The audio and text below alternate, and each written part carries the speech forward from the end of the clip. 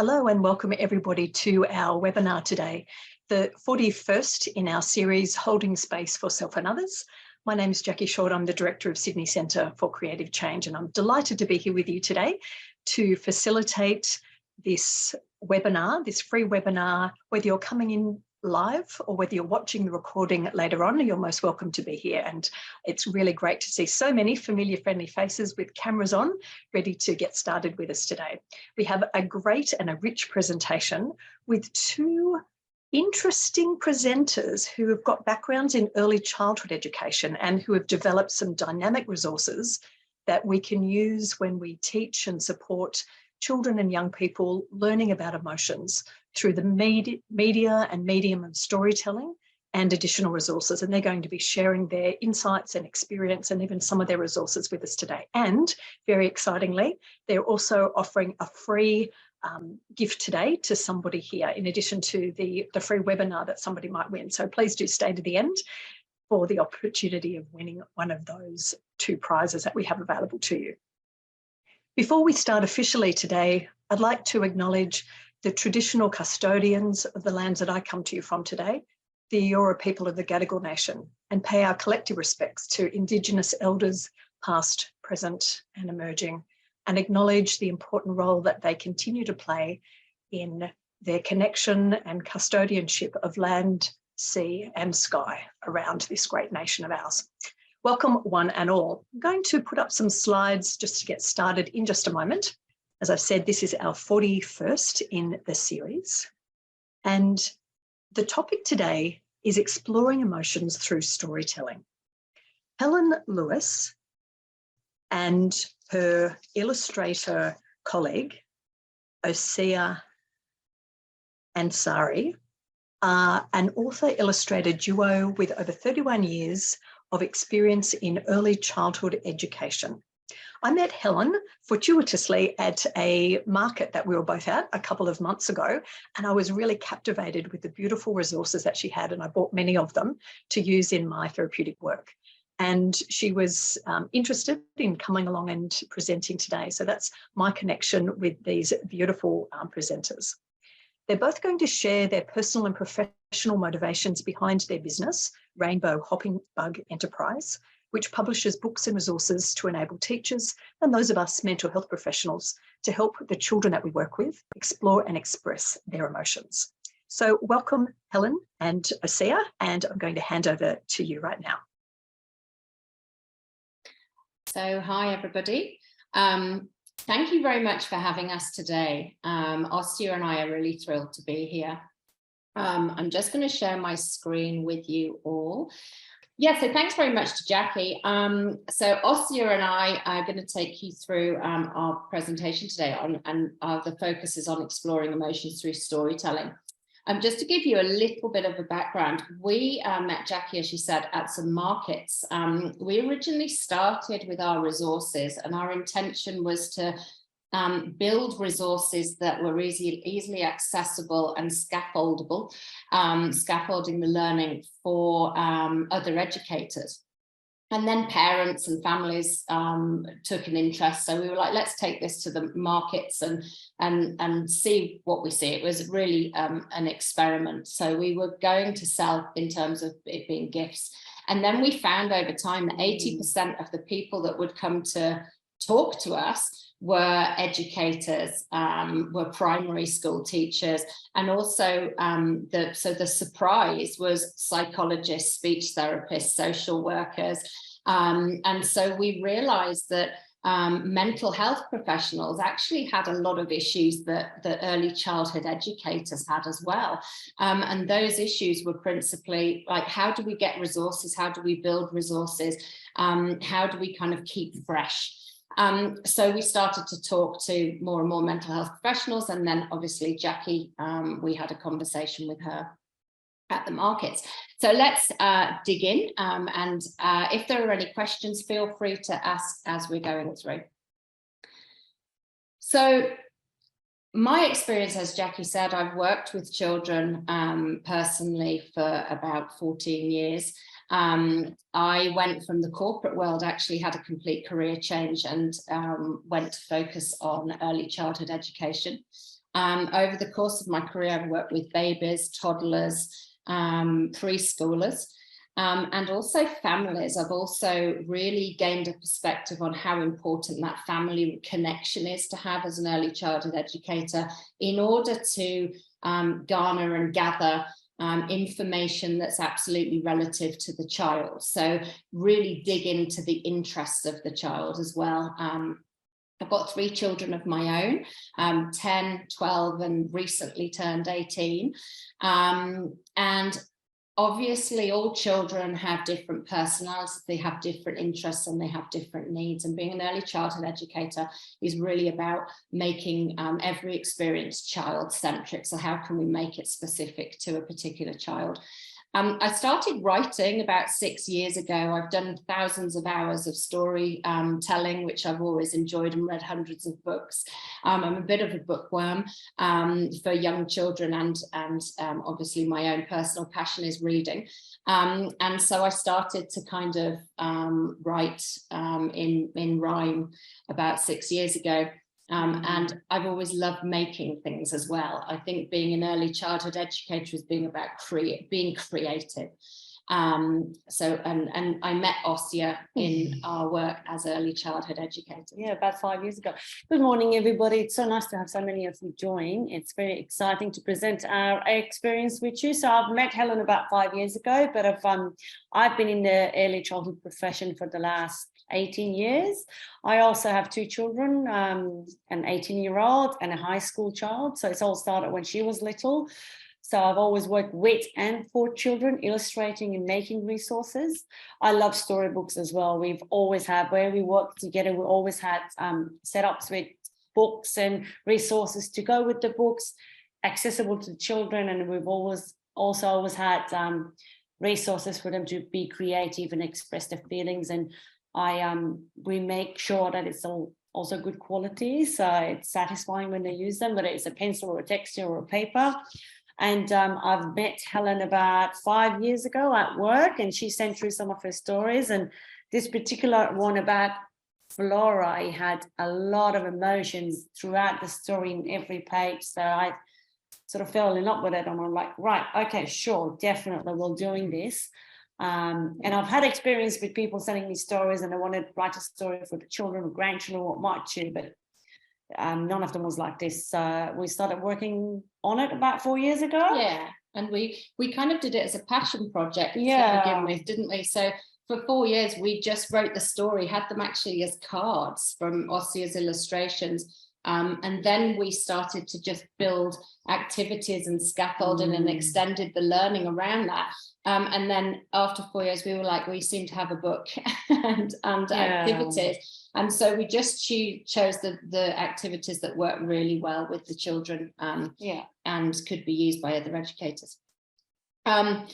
So today we're going to talk about how you can use, when we're exploring emotions through storytelling, a lot of it comes from ourselves. So how our own passions and experiences and interests, how can we interweave those with the work that we do with the children. It's also using our resources to help children cope with uncomfortable feelings and emotions, but also as well, we want to spark a curiosity and we want to spark creativity. So creativity, it's a skill, and it's a skill we have. We're born with the skill of creativity, but unfortunately we lose it. So there's a famous study, I don't know whether you're aware of it, it's called the Torrance test. And this gentleman, I think it was Paul E. Torrance, he did a test on creativity, how he could measure creativity in children through to adulthood. And he found through his testing that 95% of children are what would be classed as creative geniuses. That is to say, for example, you would be given a paperclip and we could come up with maybe, I don't know, 5 or 6 different things. Give a paperclip to a child, they could come up with 20 or 30. Very, very creative. I remember drawing a dot on using a circle on a wall, and I was going to write on it to I don't know, or draw a face on it. And I said, what do you think it is? And somebody said, oh, it's the sun. And somebody else said, no, it's the moon. And somebody else said, no, it's a hole. And somebody else said, no, it's a dinner plate. Somebody else said, it's a circle. Somebody else said, it's a face. Children are very, very, very creative, and they don't always see what we see because we're so patterned with our filters to see what we've been honed to see. So the Torrance test found that 95% of preschoolers were creative geniuses. And unfortunately, it also found that by the time we get to the age of 25, only 3% of us fall into that category. So we lose creativity. So what we want to do is we want to keep up that momentum of creativity and curiosity as we're going through. And then we're going to also talk to you about how you can create play-based experiences using the VAC method, which is visual, auditory, kinesthetic. So when you're talking about developing an activity for a child that will help that child explore a feeling or an emotion, how can you make it look enticing?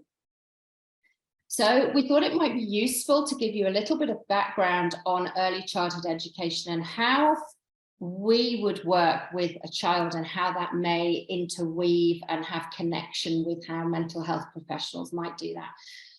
So predominantly in early childhood education in Australia, we work with something called the EYLF, which is the Early Years Learning Framework. That's all supporting interest-led play-based learning. And interest-led learning, it's not just about a child has like, you might ask a family member, what's your child interested in? And they might say, oh, I love, the normal stuff. They love cars, they love footballs, they love playing outside, they like climbing trees.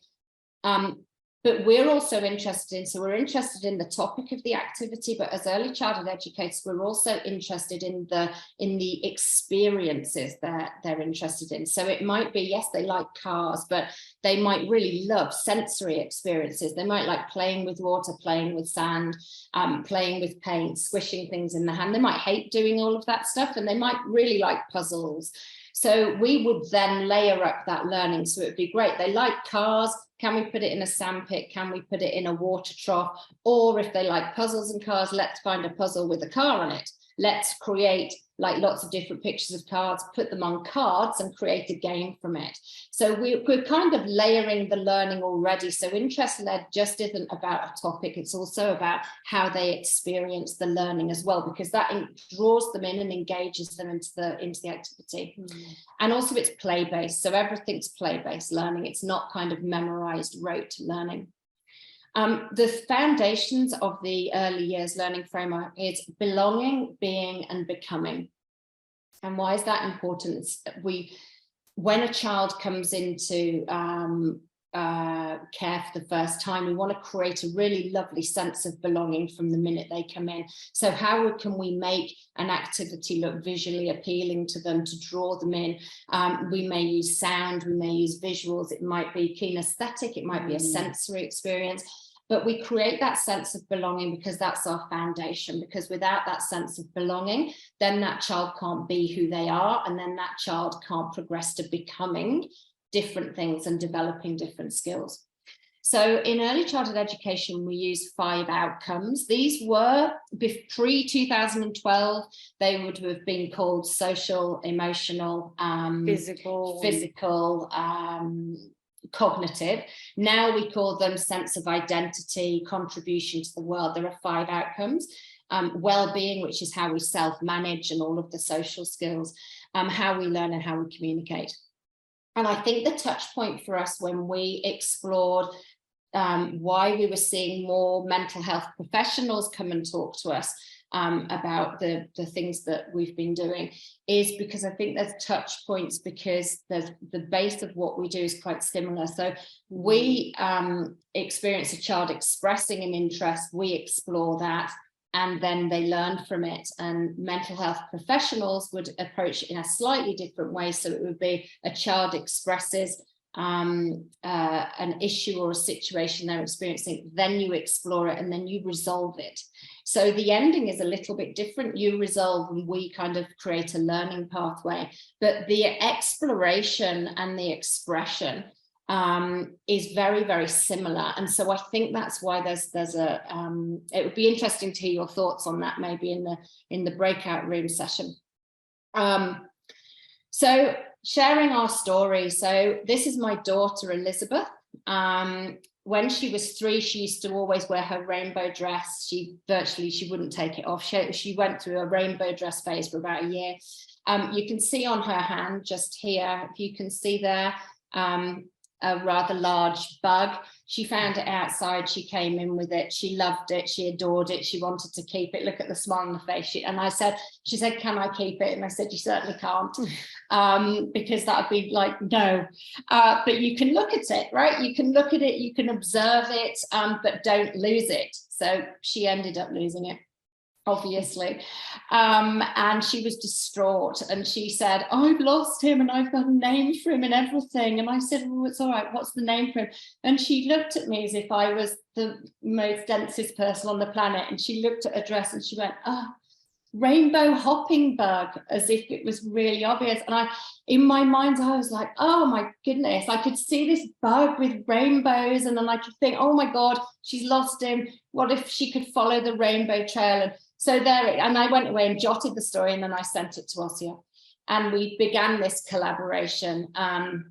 And we wanted, when we eventually discovered that we wanted to write the book and publish it, we approached the ideas of going to a publisher, and unfortunately they said no, we couldn't do it together because you don't put a new author with a new illustrator.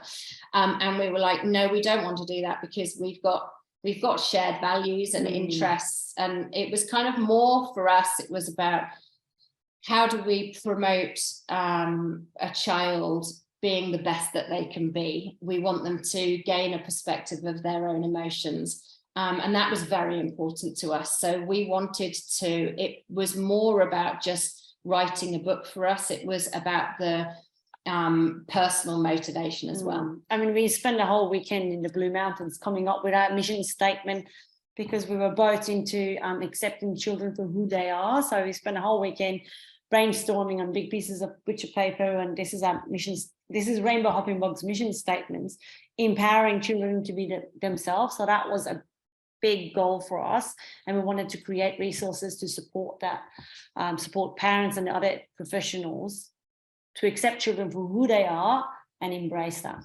And we've also got, not only do we work with early childhood, but we also have children as well. They're teenagers. So at the time we met, we had kind of preschool going into primary, and then early teenagers. And now we've got late teenagers and then primary going into senior school.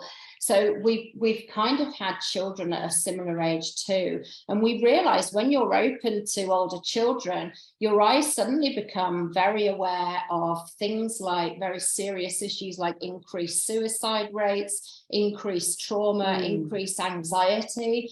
And so we were like, okay, we're experiencing this here. And then at work, we're experiencing children and families who might be experiencing more trauma. So what can we do earlier as educators in a professional sense to stop this happening later, which all this anxiety that's becoming very, very almost like pandemic levels later on in a child's life.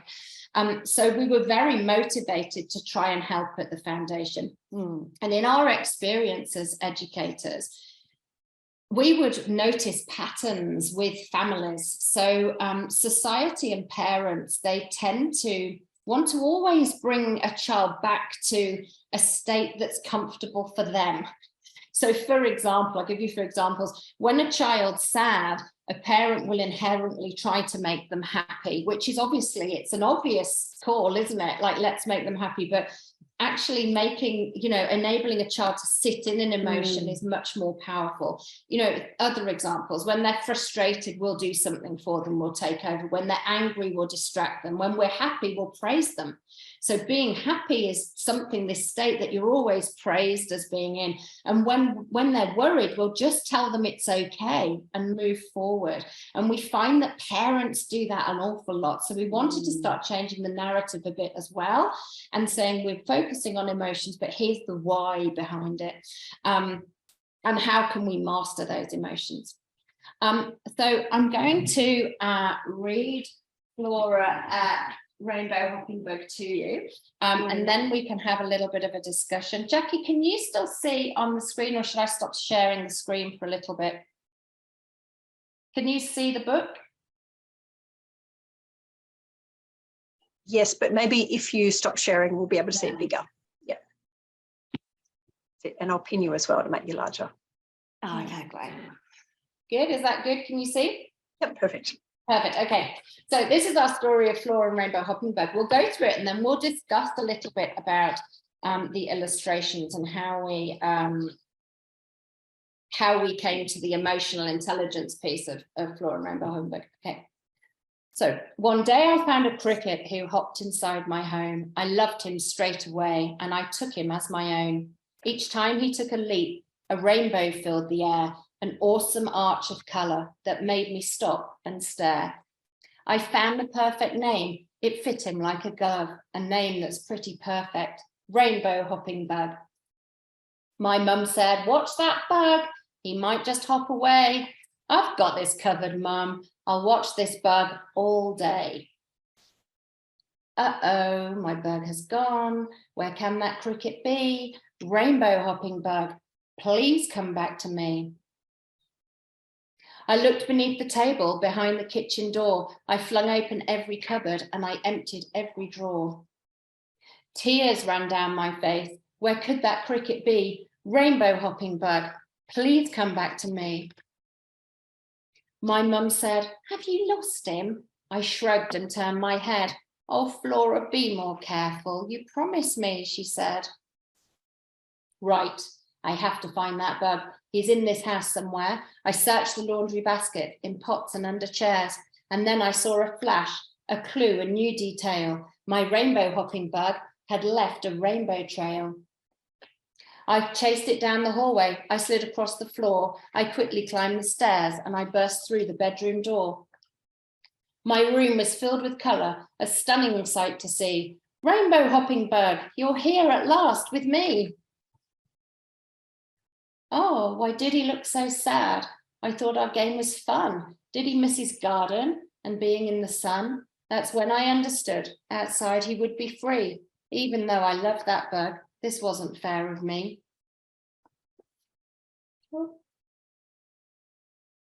I joined him at the window. It opened really wide. Go on, my little friend. Go back to being outside.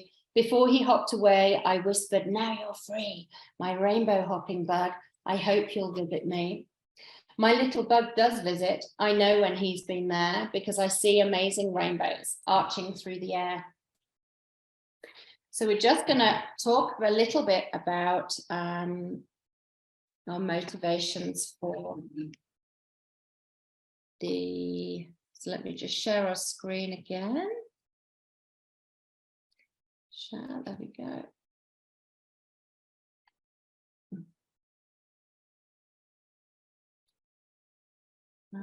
Okay, sorry guys.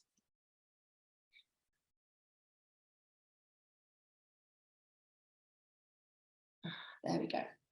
Okay, so when we I'll pass over to you because these are the illustrations. Yes, so we started illustrating and working on the book whilst we were working with the children. So we actually had them involved in the pictures and emotions, and we asked them to, you know, pretend they're happy or sad, what they might look like if they're sad or happy, excited or, you know, angry and all that. And you'll see that throughout the book, each picture, even though it doesn't say in the words, but each picture, each page has you can explore an emotion through it.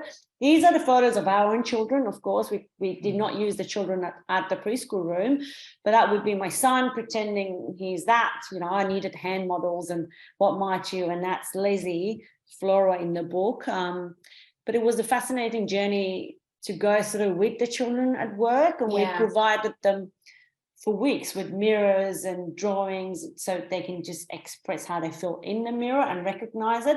And throughout the journey, we had the rainbow hopping bug, different emotions. And I've used the antennas as well to exaggerate the emotions. Like, you know, it's you'll see it in the book.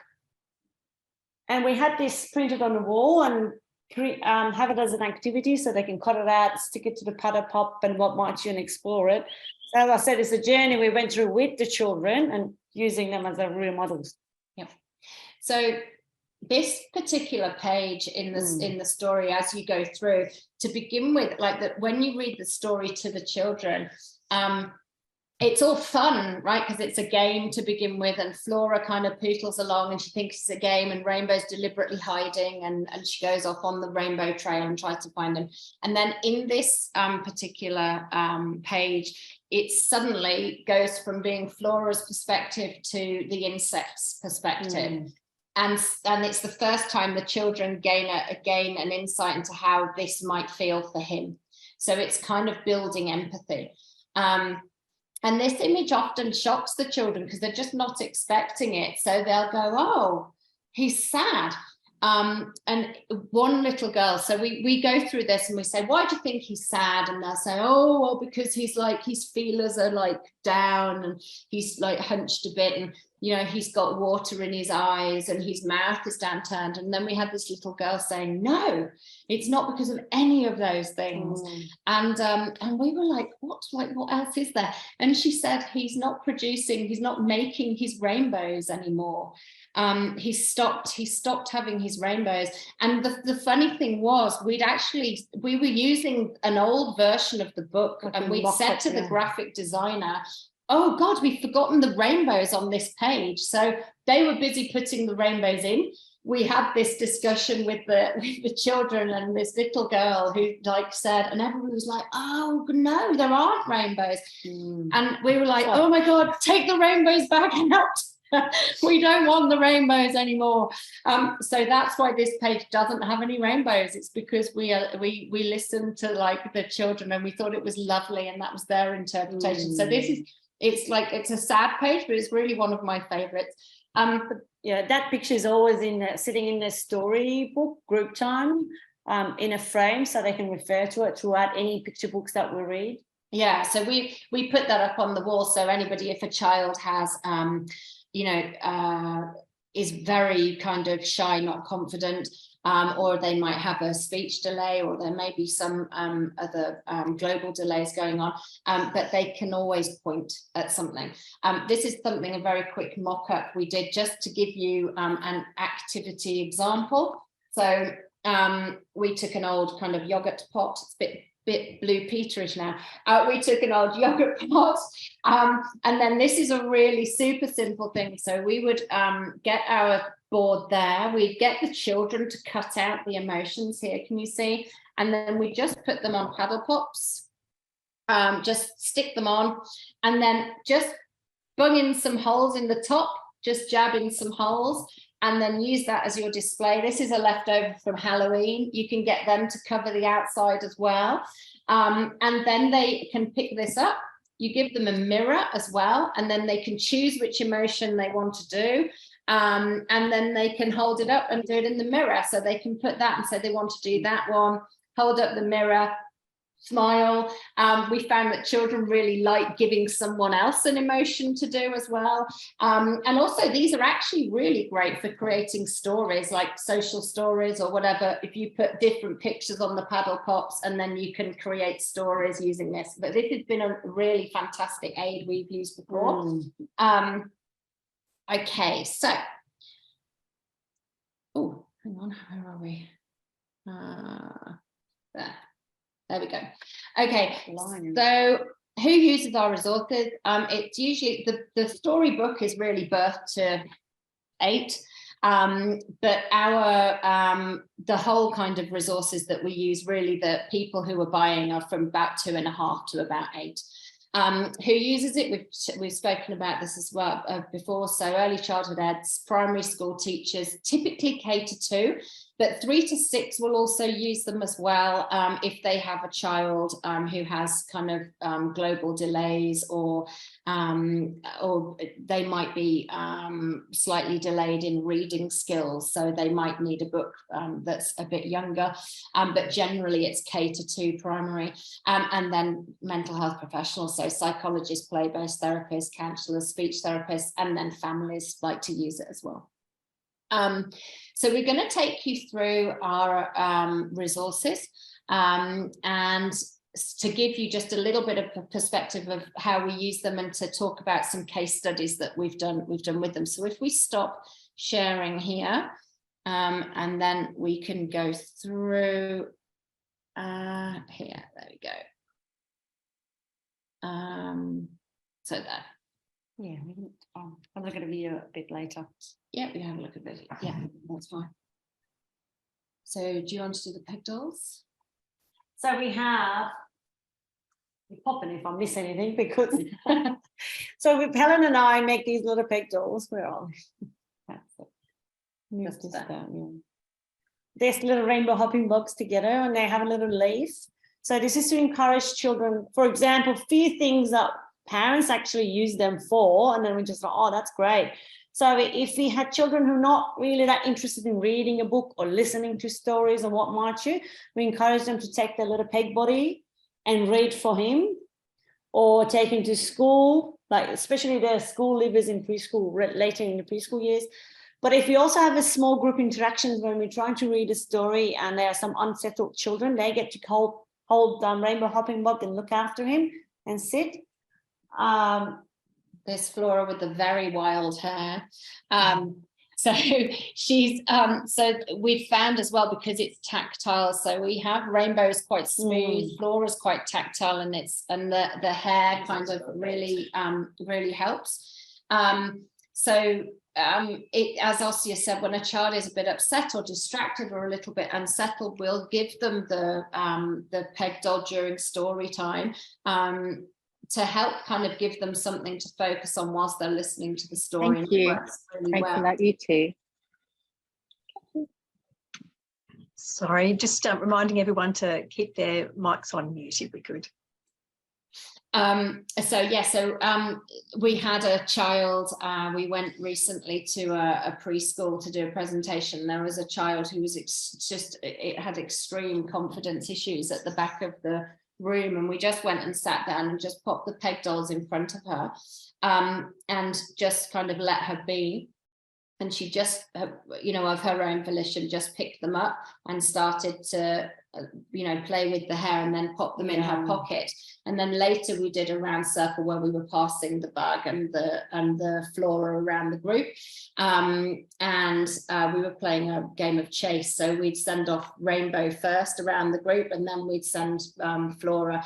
And because she'd kind of had that experience, she was then able to still hold and pass. And it was a big thing for her to do.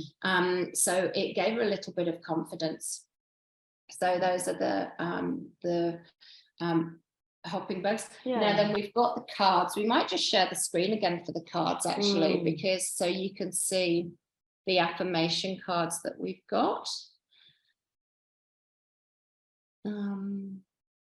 Here. Is that all good, Jackie? Can you see? Yeah. So here's our social our affirmation cards. Do you want to go through these? Yeah. So with these cards, coming up with affirmation memory card games, I mean, there's 5 different card games we can play with them.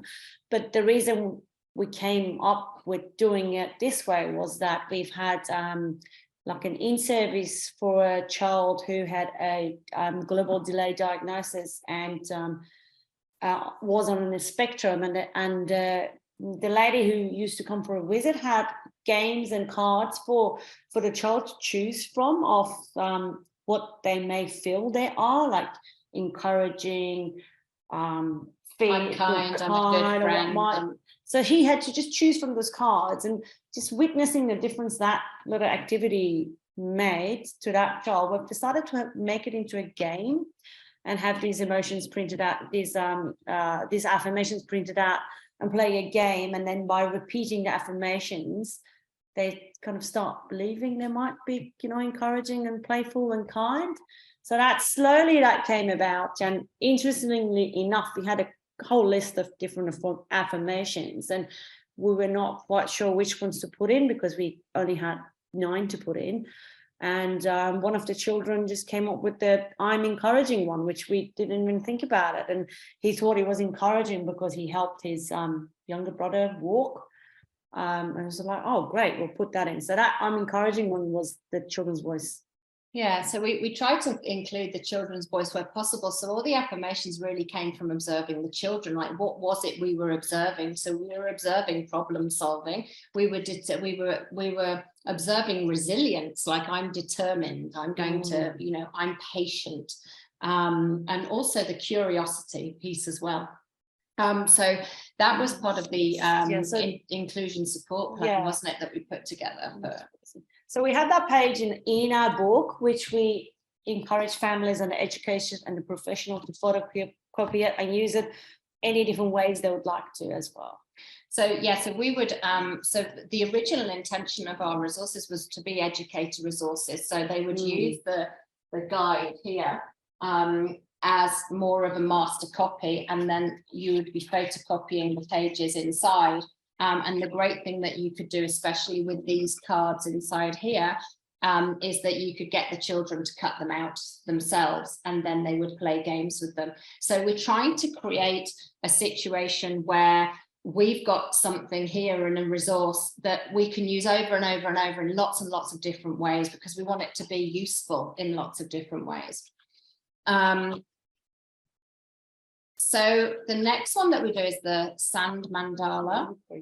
The sand mandala is, we wanted to, the story of Flora and Rainbow Hoppingbird was about, obviously about a little girl who loses something, and then her perception of the game is different from his, and she realized she's got to let him go.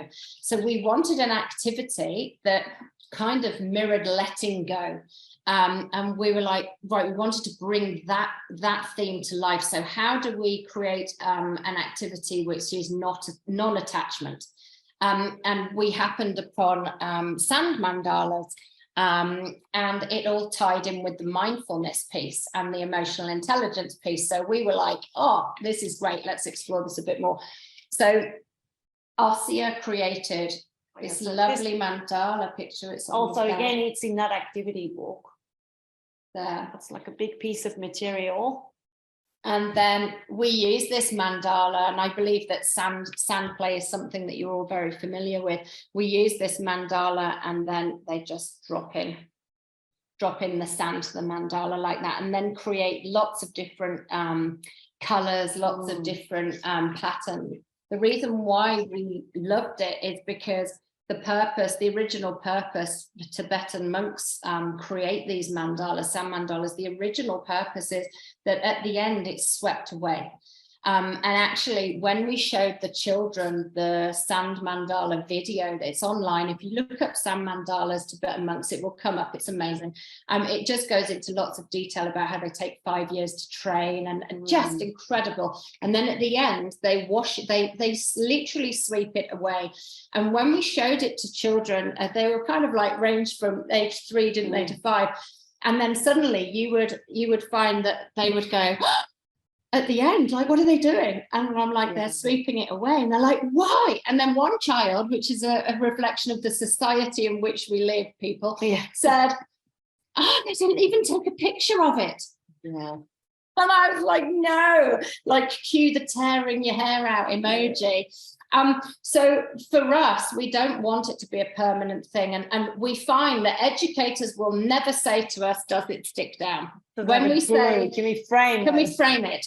They will never ask us that, but parents and grandparents and uncles and aunties and godparents always say, so how does it work then? How does it stick? Yeah. And like, you'll see kind of like educators and mental health professionals and teachers, we all kind of get it. It's like, yep, non-permanence is great. Like, let's try and have more of this.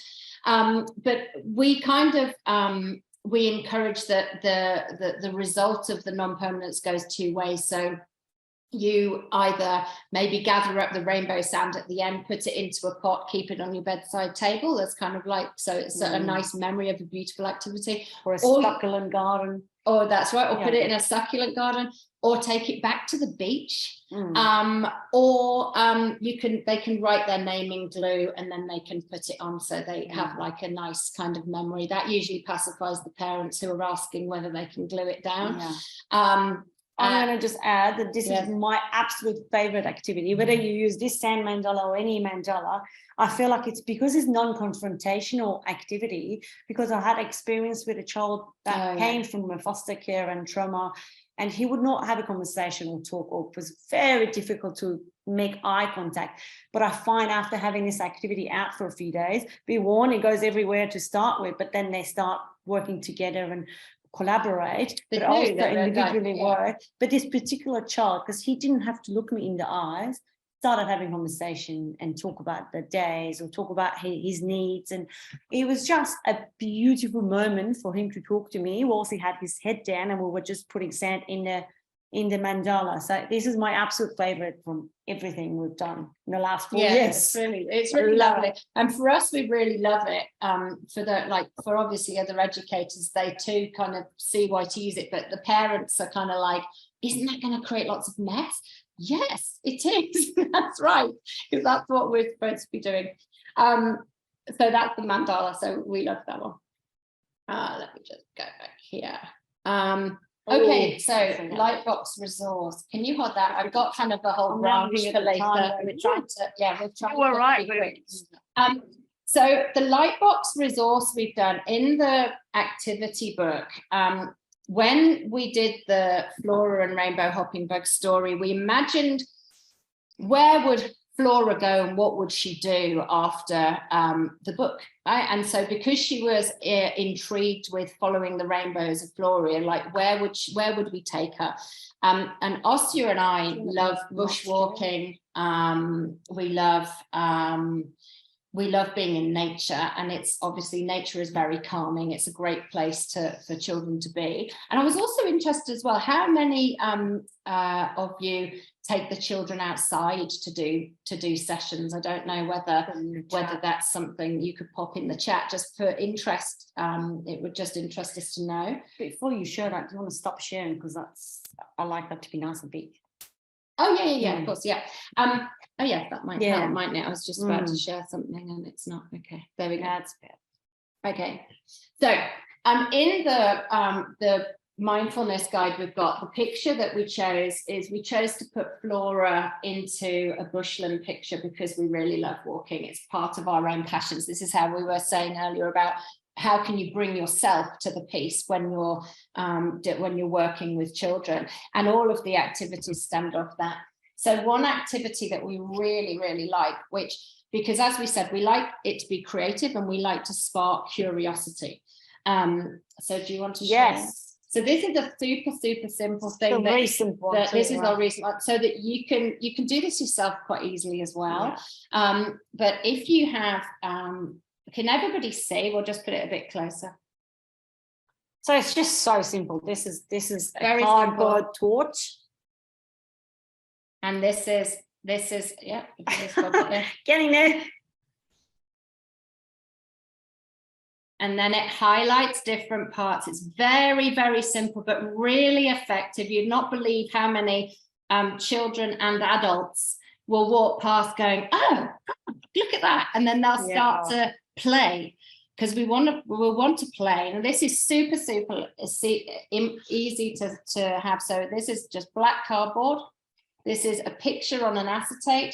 And what it also does as well is if you have quite a busy picture, so this is quite a busy picture, it helps to focus in. So we find like really active children, like who like to race around and quite physical, love this because they can like whip it around, but you can play games, they can focus down on areas that they really enjoy. And it's just very, very simple. It's a really simple resource. Just to give you an example of an extension activity that you can do with it as well. You can take the acetate. Can you see that? Oh, it's upside down.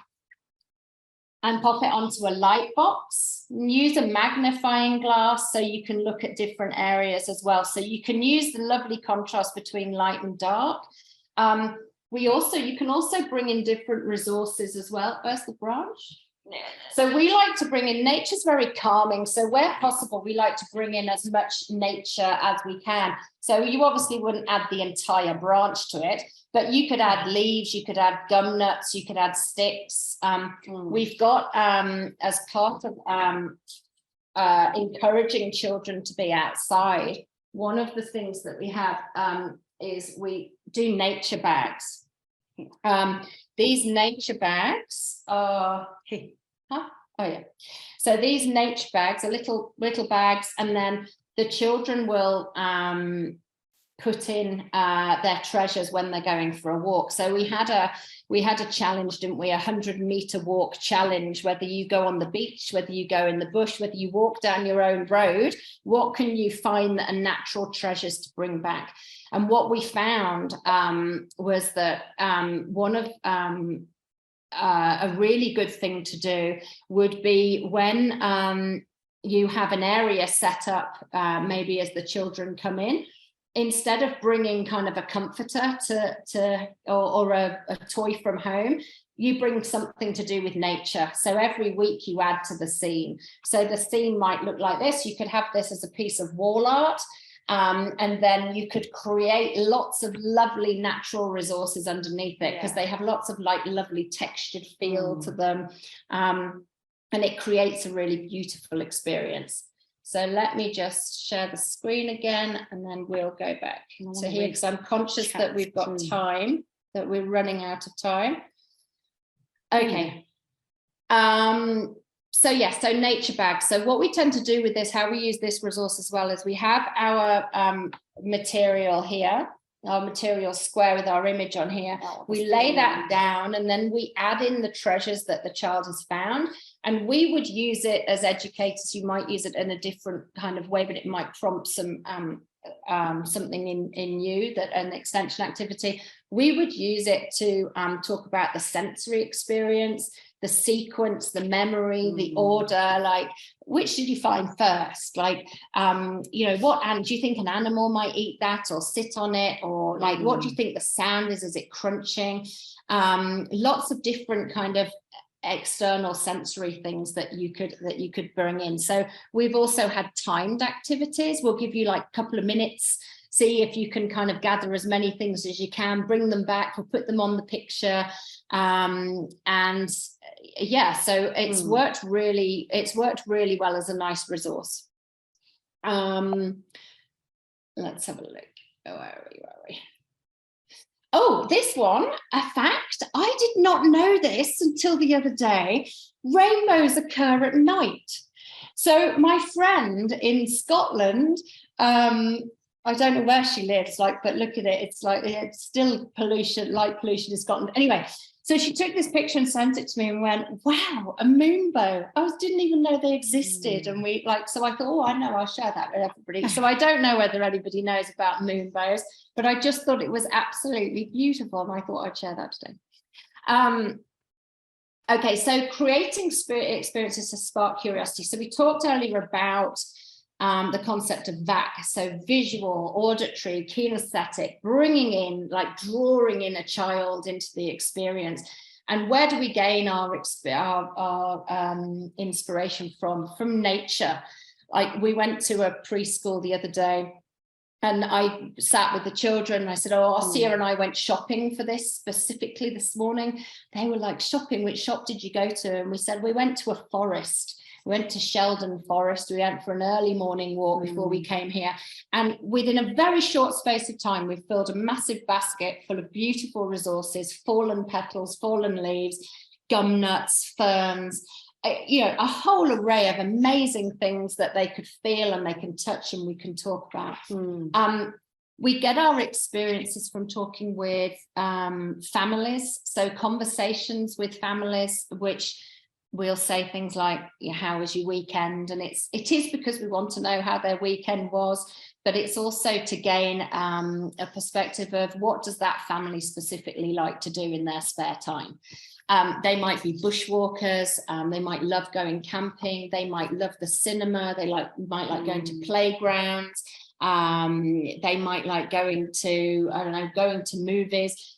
All of those little indicators of what the child does gives you depth to their interests and where their family are going to be interested in as well. Internet, so museums and art galleries, I always get inspiration, like a lot of inspiration from museum and art galleries. I go around and I see little visual prompts that I can use. It might be, you know, from Aboriginal art, or it might be from the Japanese mindfulness stalls. That's right. We did. Yeah. We went once with a group of children, and there was this huge room, and in the room all around the outside was just massive pictures of these Japanese gentlemen in a square playing different games and chess, and they were sat on these tiny stools. And I was like, that can't be comfortable. And in the middle of the room were these only these stalls. And so we all had to go, and they were amazingly comfortable. So we started to make those for mindfulness and meditation. So just little things like that, that you can create lovely experiences that translate into a really like rich experience for children. Just to quickly add, though, with all our experience that we provide for children, we make sure they have access to some sort of creativity as well, whether it's just simple pencils, good quality ones, and paper, to texture, paint, clay, music. So that's different ways of expressing. It's 100 languages of children, which I'm sure you're all aware of. So we always make sure they have access to those to go with whatever we're planning to do with them. And we encourage families to do so as well at home, so they can express themselves and communicate through creative art. Yeah, like, so for the example, an extension on this, a simple extension would be, we'd hold this up, we'd kind of maybe play hide and seek with it, like, can you find this animal? But in the background, whilst we're doing this, we would play kind of sounds from the bush, so songbirds from the bush. So it would just create this really lovely atmosphere for children to learn. And obviously storybooks, we're always relating emotions back to storybooks, like how does this character feel? How does it inform what they might do next? So this is an example, this picture here that you can see. You can see like the cards that we've got, like that we showed you earlier, that I now can't take out of this box. So these cards here, really simple, like we just photocopied them, put them onto paper, got the children to cut them out, made resources, but also you can see that there's a mask there. We just picked that up from a $2 shop, but how amazing, right? There's this green, beautiful, like, you know, masquerade ball mask with like green glitter. It was just the business that fitted in with creating a rainbow mask, and so the children could sit there using that, and they loved it. And then we kind of created feelers of it.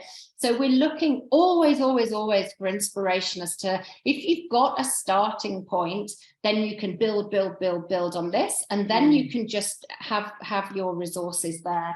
And for us, we're like breaking through the slides.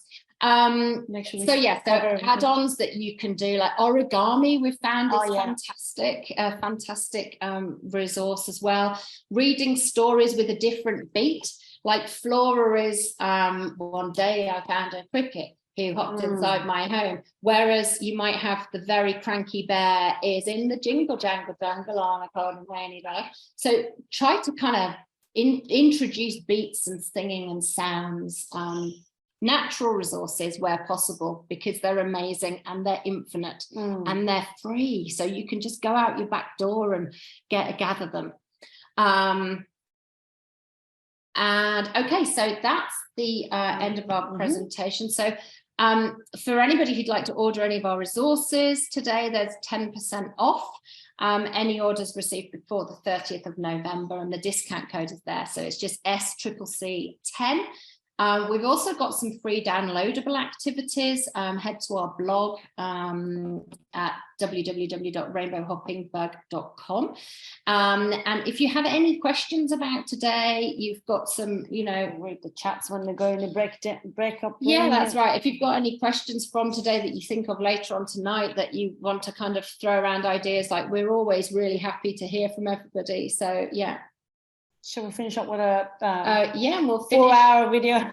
We'll finish just very quickly with a video. Yeah, let's have a look. Okay, so we need to start sharing our screen again. Yeah. So this is also something that might be a spark, spark an idea For older children. For older children, yeah. Do you want to? Yeah, just to help us out with the videos and be involved. Yeah. So this is a video. So a lad called Ryan made this video of Asiyeh doing the hair, which takes how long? About 4 hours About 4 in this picture. So our next story is about a caterpillar and a worm, and it's by no coincidence because Asiyeh just had a book of hair. There's no hair in the next book. Okay, so here we go.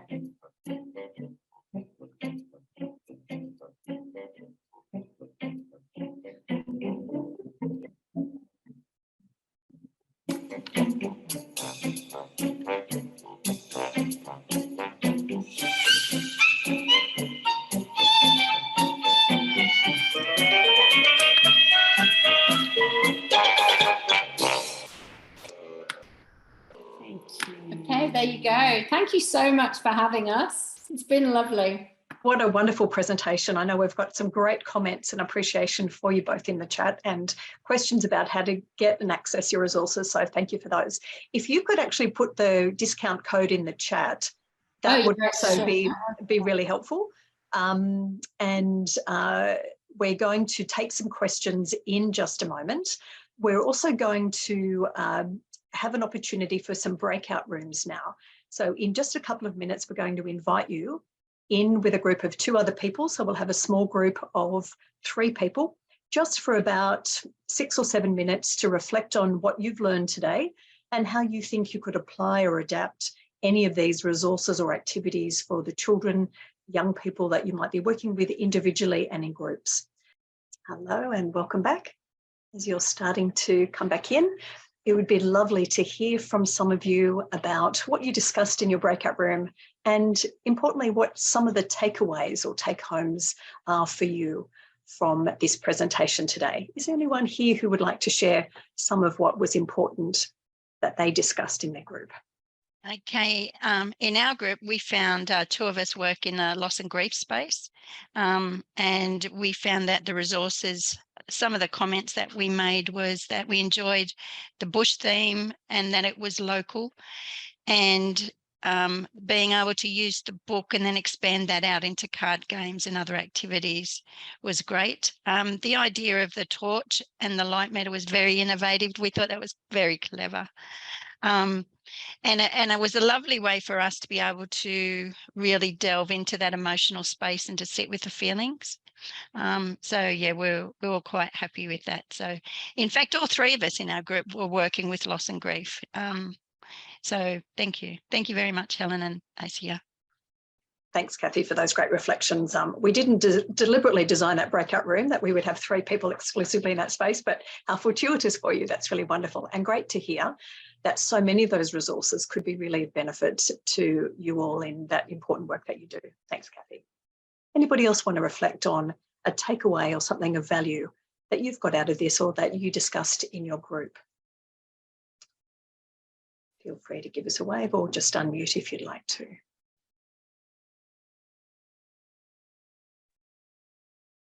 I will. Thank you. I really loved. I loved all of it. It was so good. And I work with. I'm a OT assistant at the moment, working with younger kids with a lot around emotional regulation and that sort of stuff. So very relevant. I'll definitely be using that. And I'm training as a counsellor and play therapist. So, but I really loved the sand mandala. really love that idea, and I've already got a number of kids that I'm going to be using that with that have been so great. That letting go and stuff is brilliant. So thank you so much for that. It's such a great idea. I love that. They're lovely ideas and great resources. I'm glad they're helpful for you, Bree. That's wonderful to hear. In all your roles as counsellor, play therapist and OT. Beautiful. We've just got a few minutes before we're going to finish up today, and I did want to give you an opportunity to ask any final questions of Helen and Asiyeh if you'd like to today. So probably the easiest way of doing that is to pop them into the chat. They can have a look at those and answer those toward the end of today if anyone has any comments. So please pop them in here. And before we finish, I'd also like to let you know some of the other events that we've got coming up, including some free events that you might also be interested in coming along to. We have an online art therapy group for those interested coming up and starting again this Thursday night on the 17th of November.